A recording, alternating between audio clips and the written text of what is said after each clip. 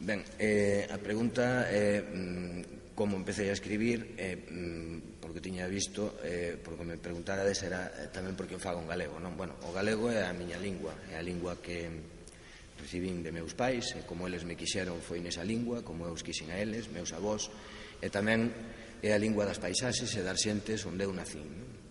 Eu, a verdade é que non concibo Galicia sen a súa lingua, sen o galego.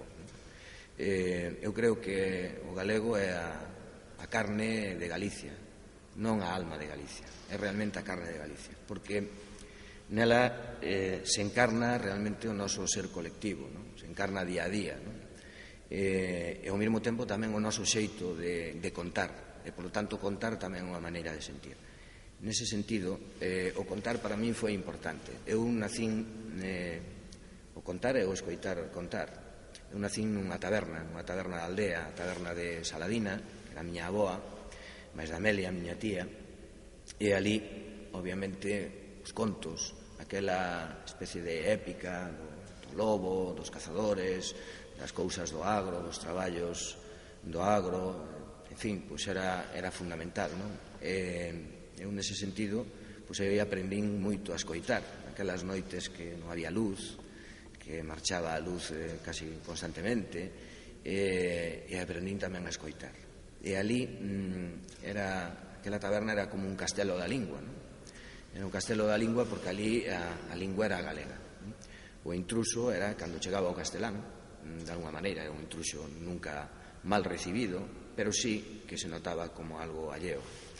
É curioso porque xusto en fronte da escola, da taberna, estaba a miña escola, non? E na escola precisamente era onde se ensinaba a ese intruso, non? O meu mestre non era un mestre ao uso, non era moi distinto aos outros mestres que eu tiven de lingua galega na taberna, a xente normal e corriente que viña ali a mercar e a pasar o rato. Aquela taberna era como unha especie desas tabernas da aldea dos anos 60, unha especie de, como diría, pois de foro, era o pouco foro que había. O outro era o adro da igrexa e o outro era a taberna, como todo o mundo coñeceu ese mundo. E, polo tanto, contar ou escoitar a min prendeume enseguida. Obviamente, cando fun á escola, a min ensinaron a contar, a escribir en castelán, non en galego, non? Pero naquela época, poucos anos despois, cando eu xa empecé a interesarme por escribir, poucos anos despois, pois, veu aquel fogonazo, non? Aquel despertar de Galicia, aquela Galicia con fama de ser, realmente, que empezaba a abrirse camiño nos nosos corazóns e na xente na época da pretransición, nos anos finais do franquismo, non? Aí foi cando eu empecé a escribir. Escribía, pois, despois no instituto e, obviamente, non pude facelo noutra lingua que non fose o galego. Os libros viñeron bastante máis tarde, non? Eu escribía un pouco para min cando me deron os primeiros premios e, bueno, pois, prácticamente hasta os anos 90, finais dos 90, xa tardío, xa con a idade, pois non empecé a escribir.